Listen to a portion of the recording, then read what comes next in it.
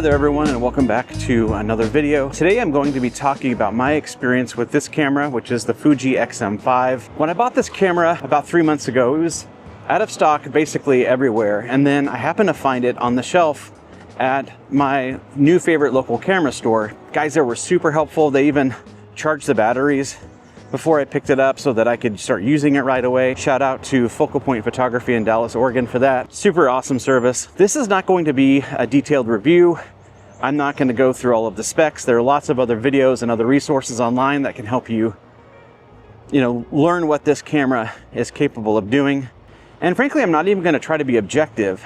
What I'm going to do is I'm just going to describe my experience using this camera over the course of the last 3 months. As you will hear, my feelings about the camera are pretty mixed, pretty complicated. On the one hand, I absolutely regret buying it, but on the other hand, it may end up being like a very effective entry point for people interested in the Fuji system.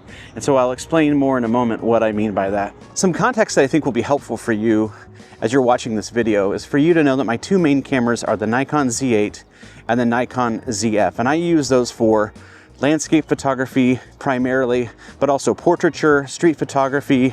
They're kind of my go-to all-around cameras. They're very versatile. And then I also have the Ricoh GR3X, very small, very pocketable.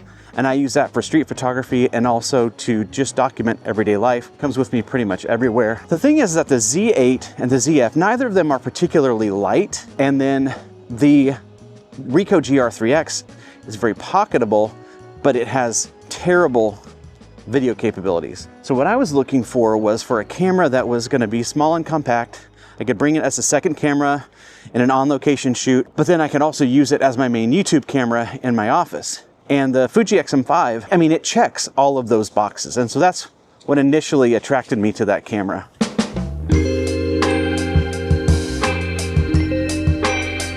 There are a couple other reasons I was intrigued by the X-M5. One is that I think it looked pretty cool. The other is that I had never shot Fuji before. And so this is not a report from somebody who can compare the X-M5 to other cameras in the Fujifilm line. It was a solution to an immediate problem. I needed a lightweight video-first camera that I could bring with me on location.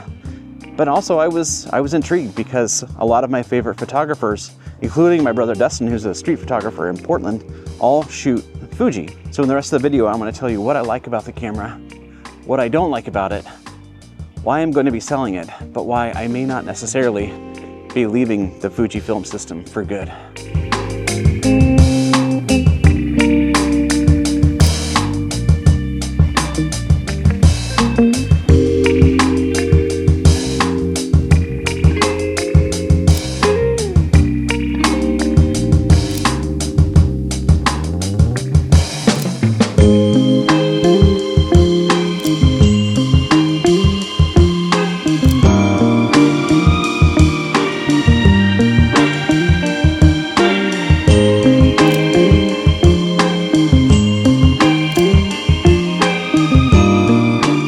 So what are some things that I like about this camera?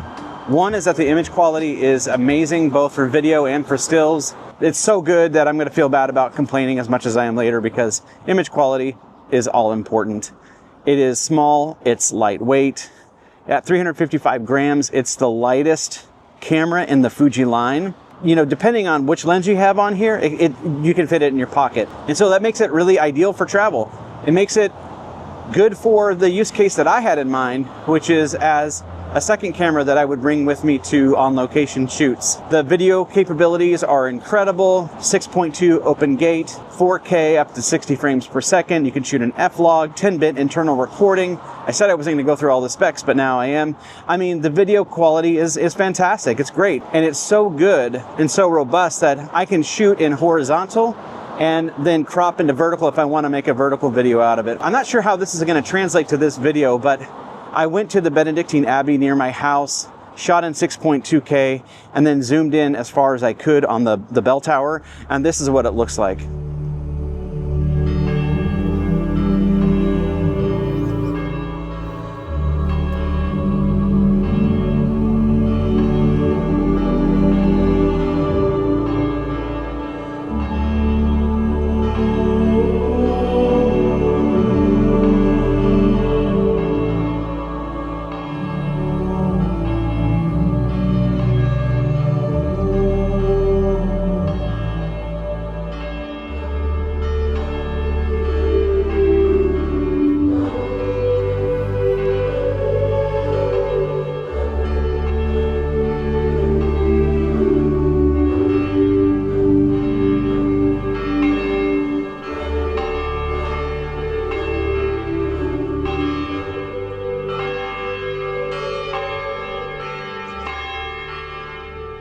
Okay, the last thing that I'll mention that I really like is just how affordable it is. I bought the bundle that had not only the XM5, but also this kit lens with it, and I paid less than $900 for that.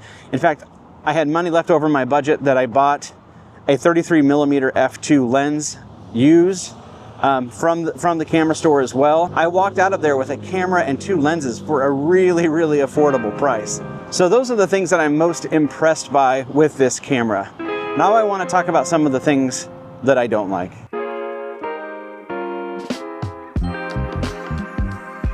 At this point, you may be thinking what I'm thinking. I mean, everything I just went through sounds like it was exactly what I wanted from this camera. And you're right, it's affordable, it's lightweight, and it has great video specs. The problem is that it also came with things that I didn't like that overshadow the things that I do like. In full transparency, I knew about some of those things when I bought the camera, yet I didn't know how much they would bother me as I used the camera extensively. For example, there is no electronic viewfinder. Of course, I knew that when I was buying the camera, but what I didn't know was that this LCD screen is mediocre at best. It has low resolution, it doesn't perform well on bright sunny days, and it's your only option. And so that's something I should have looked into more. I think it's 1.04 million dots, which is what I have on my Ricoh, but it's like, I actually find it tougher. For some reason, like this is even still darker than when I use my Ricoh GR3X. Oh, I'm looking at some notes. I actually had to make some notes so that I didn't forget all of the things that I dislike. There are limited customization and control dials. This camera really is geared towards beginners. It's very user-friendly, which is awesome, but I ended up finding the lack of customization more frustrating than helpful. Some of the buttons feel very cramped. I have a medium-sized hands, and so anybody with hands larger than mine, I think will find this like pretty frustrating to use, especially if you're using a thumb grip with the camera, which I sometimes did. The Q button here is very cramped. Even the record button, I think it's very cramped as well. Parts of the camera feel very flimsy. I obviously was not expecting a tank, but I was surprised at how cheap and vulnerable parts of this camera feel. For example, the battery compartment door, it's just like a cheap piece of plastic. The flip out screen, which is controversial anyway for some people, I don't mind them, but like it's so vulnerable. And like if their experience with flip out screens is something that feels this flimsy and insubstantial, I would be turned off by flip out screens as well. Let me see, oh gosh, okay, next page. There's no weather sealing on the camera. I obviously knew that going into it as well, but what I didn't really think through is that when I'm out in the field and I want to use this as a video camera, I don't feel comfortable actually bringing this out in the Oregon rain, and that's a problem. I really, really, really, really dislike this kit lens. It has a useful zoom range. It's the full frame equivalent of 23mm to 69mm, but it's pretty slow. It has a minimum aperture of 3.5, and then fully zoomed out, the minimum aperture is 5.6. It's also a power zoom lens, which it turns out I really don't like to use. I don't like the experience of using a power zoom lens. It also feels very cheap. The one good thing about it, I would say, is that, I mean, the image quality is okay, but the one good thing about it is that it does have optical image stabilization, which is good because, of course, the camera does not. The autofocus on the camera is fine. It's fine. I've heard that it's better than some of the older models. I find it to be quite a bit slower than on my Nikon ZF or Z8. That is not surprising, but it does struggle with fast action and in low light. The battery life is, again, just okay. I brought 3 batteries with me today because I knew that I was going to run through multiple batteries on a day out shooting. This is my second one so far. I have experienced overheating issues with this camera when I've been filming indoors. For anything over 30 minutes, this starts to overheat. You can buy a little fan to go on the back, but it's actually pretty expensive, and for me, it's not worth it. And here's the thing. Again, remember, this is totally subjective. I really don't care for Fuji's famous film simulations. with two exceptions. I really like Acros for black and white. I actually like that a lot. And I even love Eterna for video. But besides that, I'm just really not interested in using them. I haven't found them to be colors that I like. I much prefer Nikon's standard colors. And I love Ricoh's positive film preset. That's really not that big of a deal because I shoot in RAW plus JPEG, and I have found the RAW files to be perfectly fine to work with. It's just the top of the camera has a dedicated film simulation dial. And so a lot of the cameras, like the top of the camera, the valuable real estate is given up to a feature that I just am not interested in at all. If you're watching this and thinking that I'm not being completely fair to the Fuji X-M5, believe it or not, I agree with you, because I'm judging the X-M5 by the standards of something it never set out to be.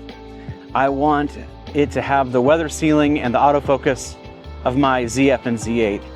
I want it to have the IBIS and the colors of my Ricoh GR3X. And it's not that Fuji set out to do those things and then did them badly. It never set out to do those things at all. And so yes, I regret buying the X-M5, but I hope it's clear that I don't blame the camera, I blame myself. And if nothing else, I hope that I have learned how to do better research and to get clearer on the things that I need before I buy a camera. But there's a little bit of a twist, because while I am definitely going to be selling the X-M5, I may not be done with the Fuji system yet, and that is because of this.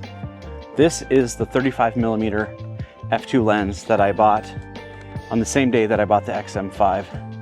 I love this lens.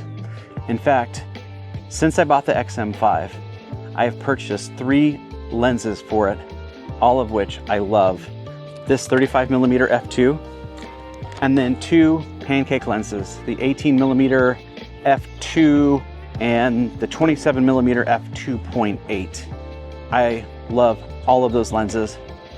The smaller ones almost make the X-M5 pocketable. I think if I was to give up on the Fuji system altogether, I would really miss using those lenses. And so I'm kind of on the fence. Do I sell the X-M5 and put the proceeds toward, say, a used X-T4, which has the same sensor, is weather sealed, and has better ergonomics? Or do I double down on the Nikon system in exchange for, better autofocus? I already have the cameras, and what I'm sacrificing is additional weight. As I record this, I'm not sure. I'm not sure what I'm gonna do. I've been going back and forth on this for days. Maybe by the time I'm editing, and maybe I'll even break in at the end and say, but as of this moment, I'm really not sure. If anything, this experience with the X-M5 has taught me an admittedly expensive lesson, and that is that specs are really only one part of the equation when finding a tool, and in this case, a camera, that you're going to use every day. It may have all of the video capabilities that you want. It may be as small as you want. It may be as affordable as you want. But there are some things that you can learn only by handling the camera, using it day after day, and then really determining if it is the right camera for you. That's yet another reason to patronize your local camera store, because there you're going to be able to take it off the shelf, really handle it, see if you like how it feels. I did that a little bit at Focal Point Photography with X-M5, but obviously not enough. All right, with that, I think I'm going to sign off. I came to downtown Salem today for one final day of photography with the X-M5. Ended up spending most of the time wandering around the streets of downtown Salem talking to a camera about the X-M5. If you have experience with the X-M5, tell me about it in the comments. Not just me, but anybody else who may have stumbled across this video and might be wondering if the X-M5 is right for them. And if you have a positive experience with the X-M5, definitely leave it in the comments, because I don't want somebody to find my video and think that the X-M5 is a terrible camera, because it's not. Just because it wasn't the right camera for me doesn't mean it's not the right camera for you. Thanks everyone for watching, and I will see you in the next video. Bye-bye.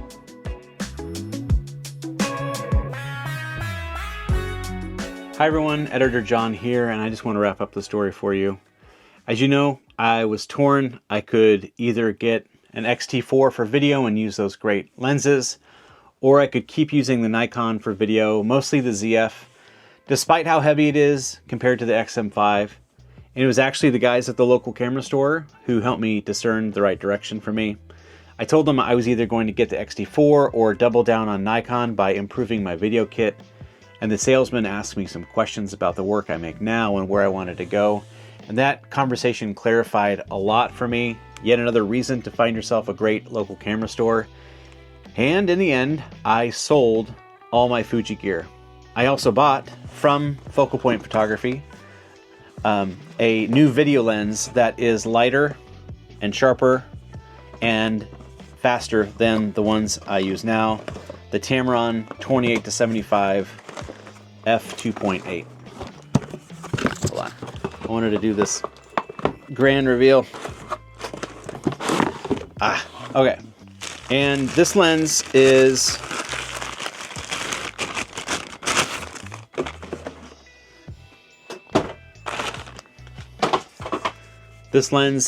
genuinely going to empower me to make things that I haven't been able to make before. And I'm really, really excited. So I guess that is it. My brief 3-month adventure with Fuji is over. I am poorer now than I was 3 months ago, but I am richer in experience. If you're a big Fuji fan, yeah, no offense, like it just wasn't the right camera for me. Thank you friends for watching. Consider liking and subscribing, and I will see you in the next video, probably made with this lens. Bye-bye.